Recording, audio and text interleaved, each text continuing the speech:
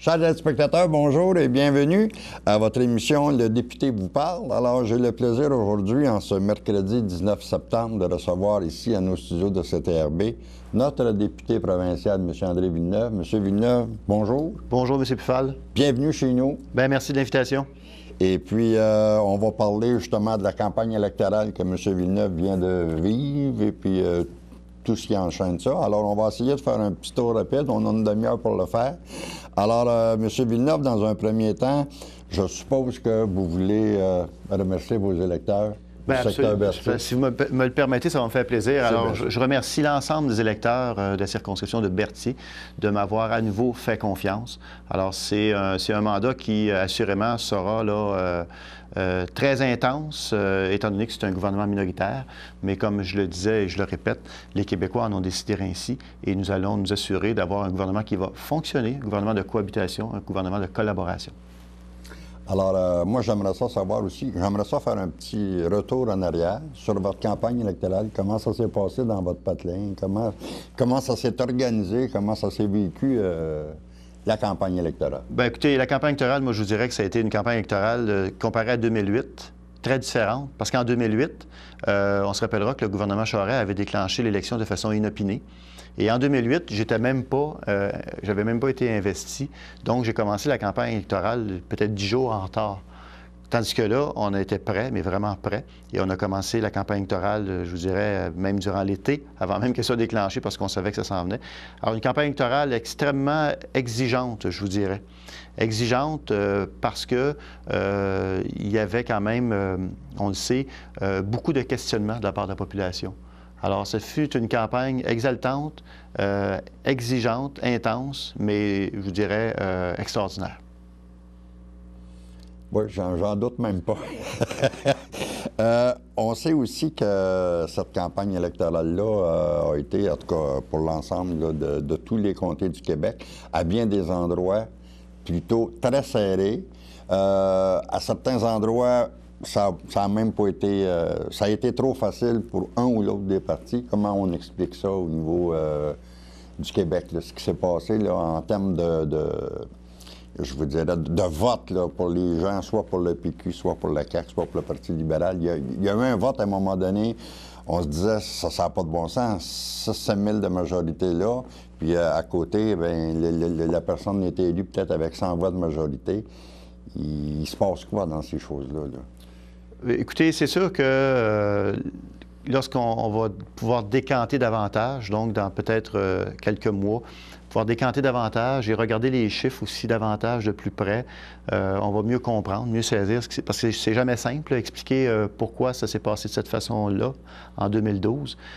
Par contre, il y a des choses on peut conclure, moi je pense on peut déduire déjà par rapport à la campagne électorale. Ce fut une campagne électorale où les enjeux étaient très grands. Enjeu très grand dans le sens où on se retrouve avec 3 partis. Bien sûr, vous allez me dire, en 2007, c'était aussi le cas. Il y avait eu l'ADQ qui était là, qui s'est transformé en la CAQ. Donc, vous avez 3 partis politiques.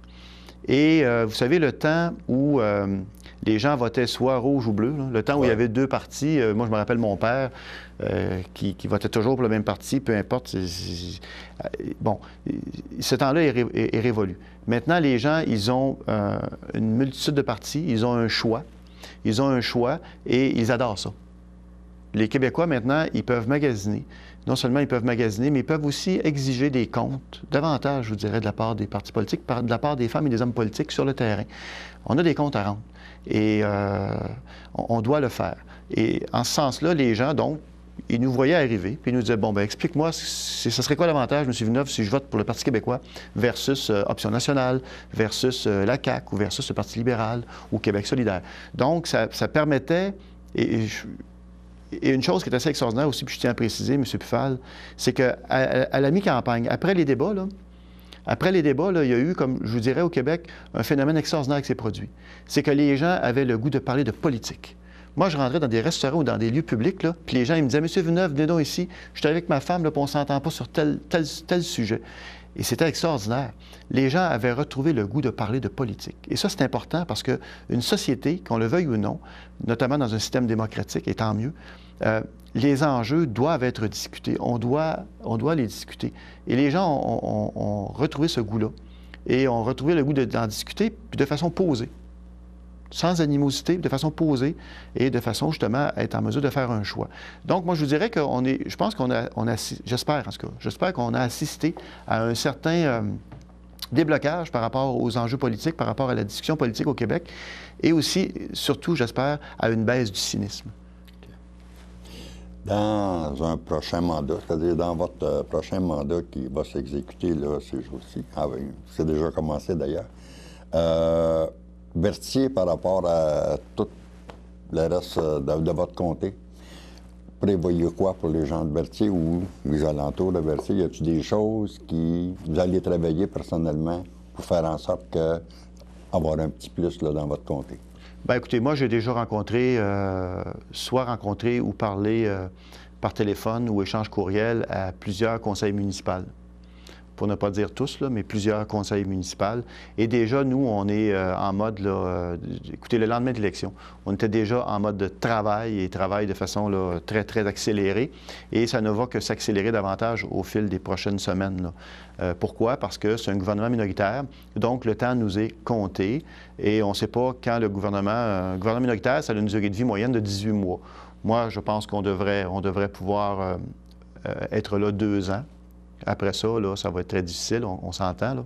Mais 18 mois à 2 ans, donc en place. Donc le temps est très serré, très compté.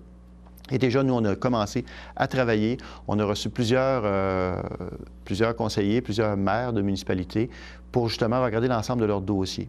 Alors, et c'est des dossiers qui, évidemment, sont des dossiers prioritaires. Puis, je ne veux pas faire de partisanerie, M. Pufal, mais il en demeure pas moins que dans la Naudière, notamment dans Berthier, sous le règne libéral depuis 2003, nous avons été, je pense, négligés, abandonnés, en tout cas négligés à bien des égards, notamment en santé, on le sait, on l'a tellement répété, notamment en santé, aussi au niveau du développement routier. Dans Berthier, là, circonscription de Berthier, l'an passé, on avait un budget pour le développement routier d'1 million. C'est des peanuts. Et l'année d'avant, on avait 700 000. C'est des peanuts. Donc, il y a beaucoup de travaux qui n'ont pas été effectués. Il y en a certains, on va rendre à César ce qui vient à César. Les libéraux, quand même, ont fait certains travaux. Mais quand on parle de développement routier, c'est important parce que ça permet justement d'occuper le territoire, parce qu'il est grand, notre territoire.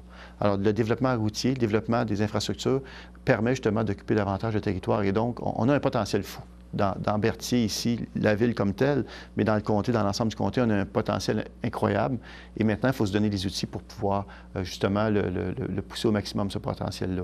Donc, je vous dirais qu'il va y avoir il faut absolument corriger ce sous-financement-là qui a eu lieu, que ce soit en santé, que ce soit au niveau des infrastructures, développement routier.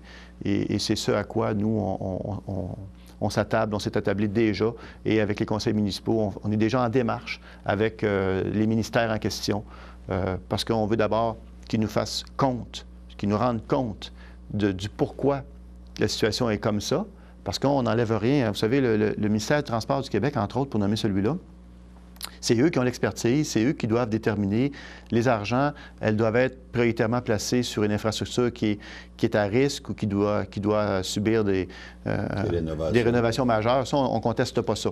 Par contre, ce qu'on est prêt à discuter avec le ministère des Transports, qu'on doit discuter avec le ministère des Transports, c'est expliquez-moi pourquoi telle infrastructure n'a pas été mise à jour, n'a pas été rénovée, ou pourquoi on refuse de répondre carrément à certains élus municipaux. Alors ça, c'est grave, là. Quand les élus municipaux ne reçoivent pas d'accusé-réception ou ne reçoivent que l'accusé-réception, et après des mois et des mois, ils n'ont toujours pas de nouvelles du MTQ.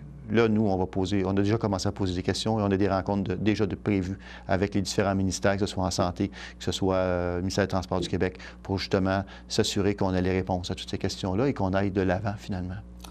Je vous dirais, on va parler, moi j'aimerais ça qu'on parle un petit peu de ce qui se passe au CHSLD à Joliette.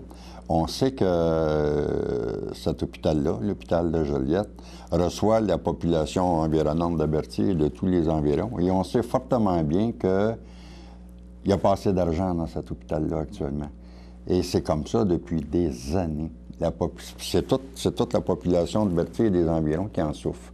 Y a-t-il quelque chose, y a-t-il un mécanisme qui pourrait faire en sorte qu'à un moment donné, on en met de l'argent à cet hôpital-là pour, je sais pas moi, dégager les urgences.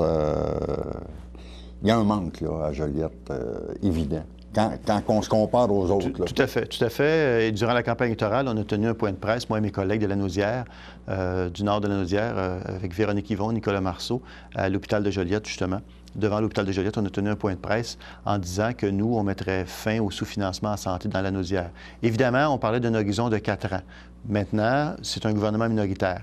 Mais le fait que ce soit un gouvernement minoritaire ne nous empêchera pas d'enclencher le mouvement.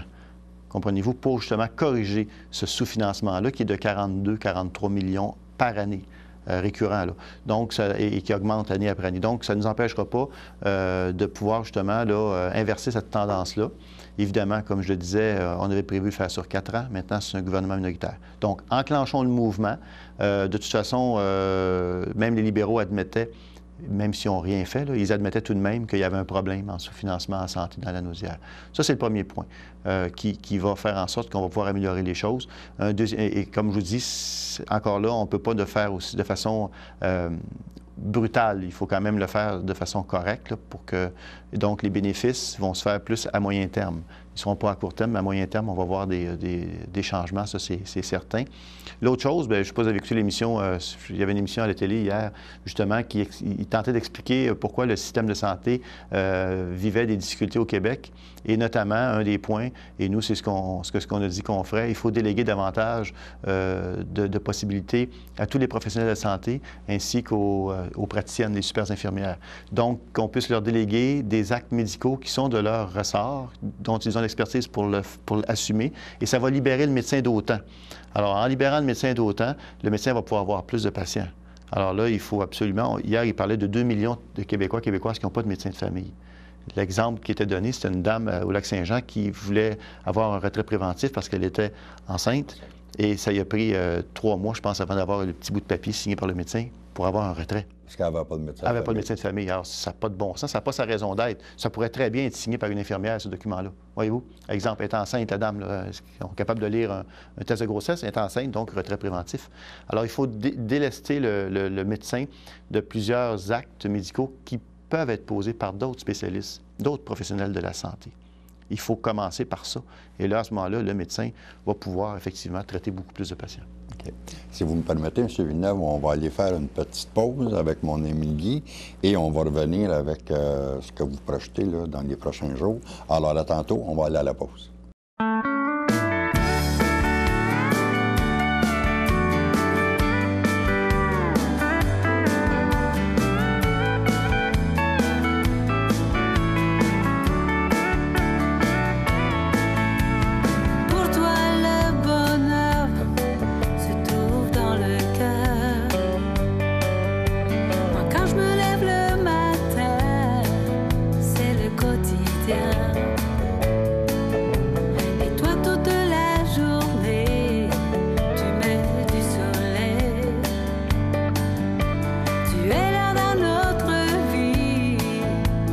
Bonjour, ici Diane Morin. Bienvenue à votre émission Le Relais du Country. Bonjour, je m'appelle Daron. Vous regardez CTRB.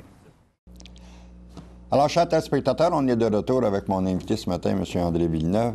M. Villeneuve, on sait que ce soir, il y aura, au niveau de votre caucus, les nouveaux députés qui vont être nommés ministres.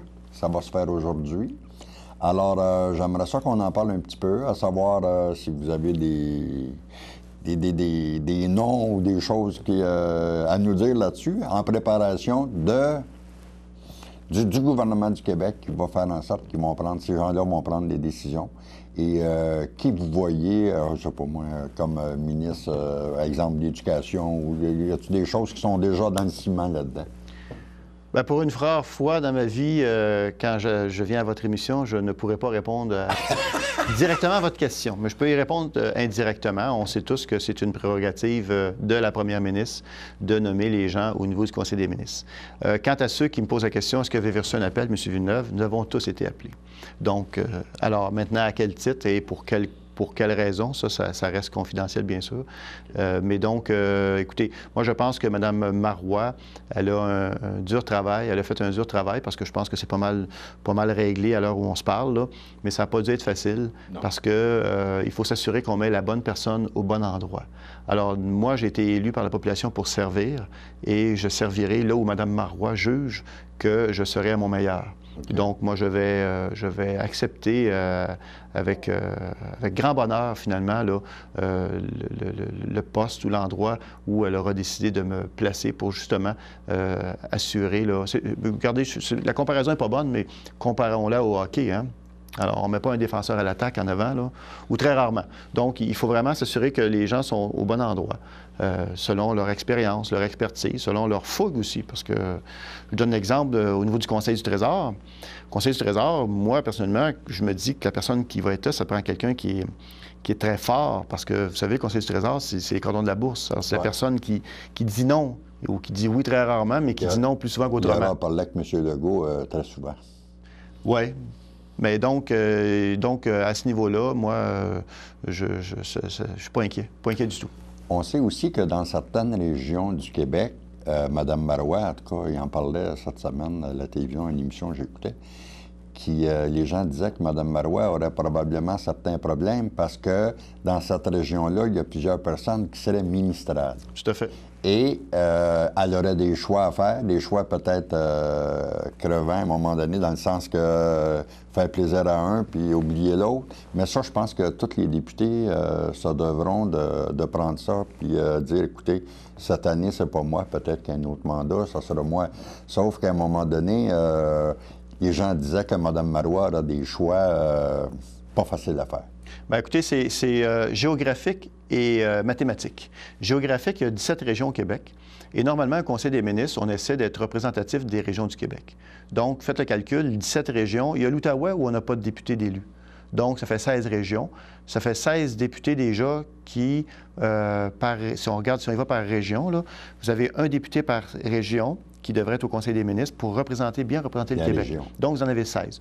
Quand on sait que le Conseil des ministres va varier entre 20 et 24 ministres, ça va être un petit Conseil des ministres, du fait que c'est un gouvernement minoritaire, entre autres. On en avait 26, là? Oui, ou dans ces eaux-là. Donc, ça va être entre 20 et 24. Je ne sais pas comment Mme Marois va avoir quel est le nombre exact qu'elle aura choisi, là, mais ça va être entre 20 et 24.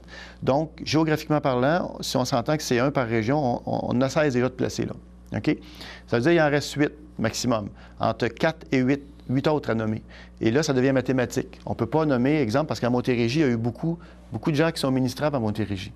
Et il y en a eu beaucoup qui ont été élus au Parti québécois. Donc, Mme Marois, si je me mets à sa place, ça va être difficile pour elle de dire, bien, il y en a 4 autres à Montérégie que je nomme au Conseil des ministres, parce que là, ce serait surreprésenté au Conseil des ministres. Alors, bon, il y a la Naudière ici, où on est quand même 6 députés de la Naudière. Elle ne peut pas nommer 6 ministres de la Naudière. Ça ne tient pas la route non plus. Donc, pour elle, ça va être effectivement difficile d'une certaine façon et facile d'une autre. Facile dans le sens que je pense qu'elle doit, et c'est ce qu'elle fait, elle se dit, je dois m'assurer d'avoir le meilleur Conseil des ministres, les endroits, les gens les mieux placés aux meilleurs endroits dans l'appareil d'État pour que ça fonctionne bien. Alors ça, si elle part avec ça, puis c'est sûrement avec ça qu'elle part, à ce moment-là, effectivement, certaines personnes devront comprendre ça et se dire, bien écoutez, il faut aussi comprendre qu'elle a des contraintes importantes et elle ne peut pas faire autrement que de jouer dans ce créneau-là. Là. Alors donc, si vous faites le calcul, il reste 4 à 8 ministres d'autres régions du Québec à placer. Donc, c'est certain qu'il y a des régions du Québec, qu'il y a des gens qui sont hautement compétents pour assumer une tâche de ministre, ne pourront pas, ce coup-ci, comme je l'avais dit tantôt, être appelés. Mais assurément qu'ils vont être appelés à jouer un rôle tout aussi important dans une autre sphère de l'appareil d'État. Bon, ben c'est ce que je me disais, dans le fond. Tu sais, le gars n'est pas nommé ministre. Par contre, il peut appuyer son collègue qui est ministre en l'aidant à travailler avec lui ou n'importe quoi, suivre avec lui certains dossiers. Puis, Tout à fait. Tout à fait, parce que vous avez le Conseil des ministres, vous avez les ministres, vous avez les adjoints, donc adjoints parlementaires, qui viennent effectivement travailler avec le ministre. C'est un député qui est nommé par la première ministre qui vient travailler avec le ministre. Vous avez le président du caucus, qui est un poste hautement important parce qu'il faut se rappeler, vous avez la whip. La whip, c'est le fouet, comme on dit. C'est la personne qui s'occupe justement de garder la discipline au sein de l'équipe gouvernementale, pas gouvernementale, mais au sein de l'équipe de la députation du Parti québécois. Et vous savez que la whip ainsi que le président du caucus, ces deux personnes-là siègent au Conseil des ministres, assistent au Conseil des ministres, au même titre que les ministres. Donc, tu droit de vote? Je pense pas que ça fonctionne par vote à main levée. Moi, je pense que ça fonctionne beaucoup par consensus et beaucoup par argumentation. Et donc, mais ils sont présents, bien sûr, parce qu'ils doivent s'assurer de la suite des choses, hein? Alors, autant le président du caucus, autant le whip, en s'assurant de la suite des choses, ils doivent être aussi au courant. Donc, il y a quand même plusieurs postes importants à combler, outre ceux de ministres. Et c'est tous des postes stratégiques. Et c'est une équipe, hein? C'est une équipe. Alors, le fait, et ça, il ne faut jamais oublier ça, c'est vraiment une équipe. Et donc, tout le monde est un maillon important dans l'équipe. D'autant plus, on ne se voit pas de cachette, on est minoritaire avec 54 députés. On a le gouvernement, si voyez-vous, je me trompe, je ne suis pas habitué encore, mais on a l'ex-gouvernement, le Parti libéral qui a 50 députés. On a la CAQ avec 19, Québec solidaire avec 2. Donc, si vous regardez la dynamique, ça ne sera pas évident comme dynamique. Alors, il va falloir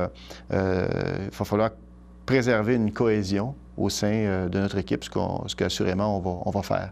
Donc, un travail d'équipe qui va permettre justement de pouvoir avancer sur des dossiers que nous, on a annoncés déjà en campagne électorale et qu'on va évidemment mettre de l'avant, pousser de l'avant et en collaboration avec les partis d'opposition. Peut-être pour le profit de tous nos téléspectateurs qui nous regardent aujourd'hui, on parle que ce ne sera pas facile pour Mme Marois. On parle peut-être d'un gouvernement de 18 à 24 mois qui va rester en place, puis après ça, il va se faire défaire.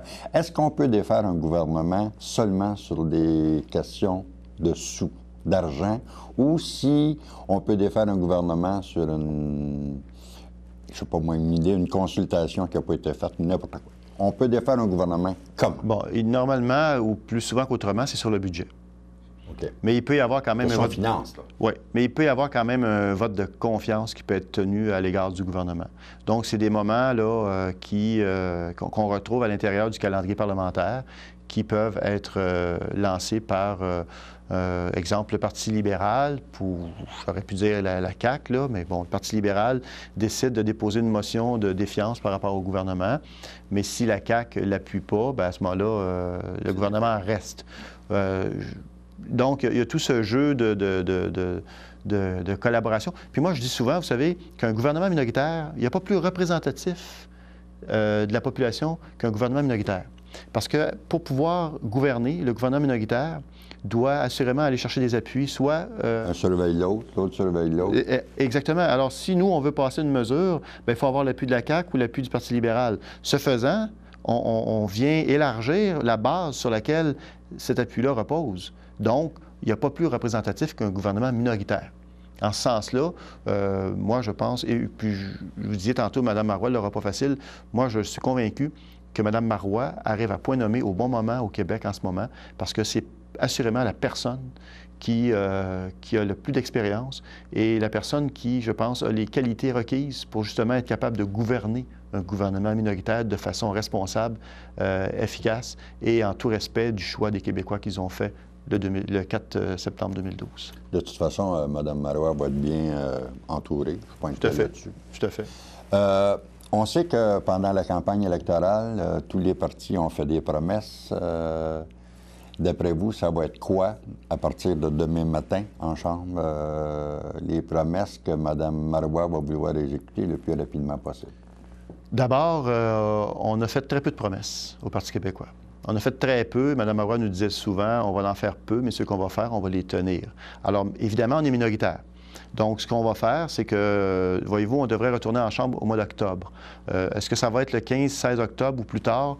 Ça va dépendre, évidemment, du travail qu'on va effectuer, parce qu'on a un travail à faire présentement, là. À l'heure où on se parle, là, il y a les promesses qu'on a pu faire en campagne électorale. Ces promesses-là, il faut les écrire en projet de loi. Donc, il faut les monter en projet de loi. Et ça, c'est pas une mince tâche, faire un projet de loi. Ça demande quand même beaucoup de temps, beaucoup de travail. Donc, évidemment, lorsqu'on arrivera, que le Parlement ouvrira, la 40e législature se mettra en marche, comme on dit, À ce moment-là, on va déposer les projets de loi.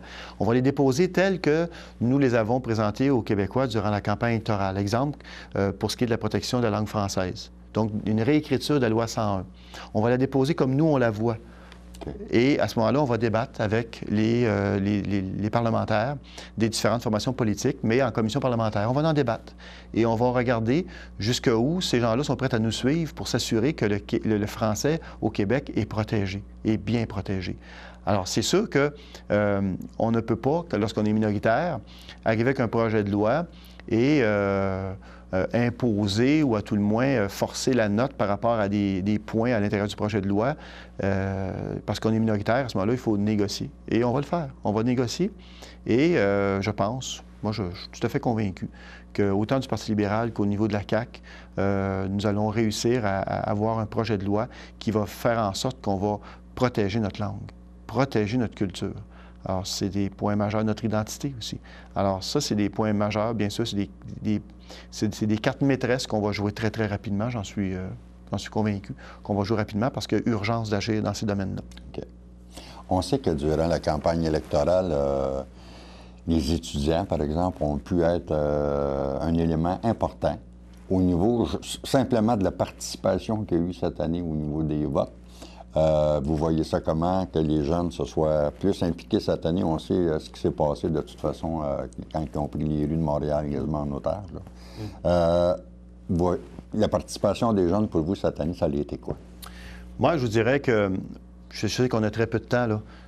Mais je pense que les jeunes, ils ont déclenché ce dont je faisais allusion tantôt, à savoir que les Québécois sont remis à parler de politique, puis à avoir le goût d'en parler. Ça, c'est quelque chose de phénoménal.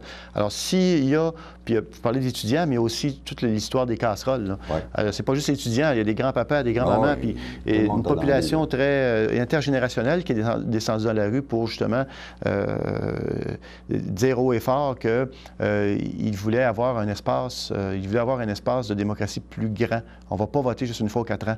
Il faut qu'entre l'année du vote puis le terme 4 ans, là, il faut qu'en cet espace-là, la population puisse avoir le droit de s'exprimer et le droit de dire finalement, et pas juste de dire, mais aussi que le politique tienne compte finalement des aspirations de la population du Québec et qui ne gouverne pas seulement dans un sens, là.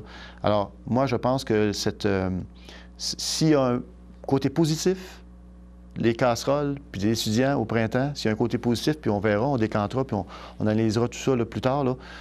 On le fait déjà, là, mais je veux dire, avec le temps, avec le recul, on va sûrement voir d'autres aspects. Mais moi, ce que je retiens, c'est vraiment ce nouvel engouement-là que les Québécois, tout à coup, ont eu à parler de politique.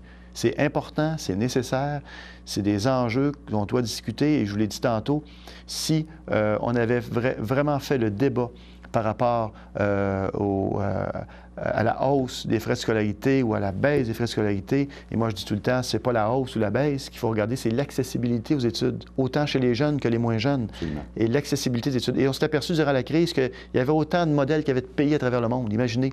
Alors, nous devons, comme Québécois ici, s'asseoir, tout le monde ensemble, et regarder quel modèle on veut se donner pour que l'accessibilité aux études supérieures existe vraiment, là. Mon garçon est rentré à l'université, là. C'est pas les frais d'accessibilité, les frais de scolarité ils coûtent cher, oui, mais tous les frais, les coûts afférents, là. Les livres, là, 450 $ juste pour les bouquins, là. Alors là, ça, on ne le compte pas, ça. Et la personne qui part de Gaspésie pour aller étudier à l'Université de Montréal, imaginez, là, il faut qu'il se déplace, la Gaspésie, il faut qu'il se loge, il faut qu'il se nourrisse, il faut qu'il revienne de temps en temps chez lui. Alors, tous ces frais-là, là, moi, je dis, on ne peut pas en échapper un. Il faut que ce soit accessible. Alors, comment on y arrive? Bien, je pense qu'on s'assoit, on en discute, mais de façon vraiment ouverte. Puis on regarde ce qui se fait à travers le monde, puis on se donne un modèle qui colle à notre réalité. Puis à ce moment-là, on aura un consensus social, puis on le met en place. M. Villeneuve, malheureusement, c'est tout le temps qu'on a. On l'a même dépassé. Mon technicien va m'en vouloir, là. Mais d'abord, je voudrais vous remercier de votre grande disponibilité. À chaque fois qu'on appelle chez vous, les gens chez vous sont bien gentils aussi. Et c'est possible de se voir pratiquement une fois par mois. Je trouve ça formidable, d'abord, pour tous les gens de Berthierville. Et puis, je vous remercie à ce niveau-là de votre grande disponibilité. Vous êtes toujours prêt à venir nous voir, nous rencontrer votre monde. Et ça, je l'apprécie beaucoup. Alors, chers téléspectateurs, On se dit bonjour et à une prochaine émission, le député vous parle. Salut, M. Villeneuve. Merci, M. Fall. À la prochaine.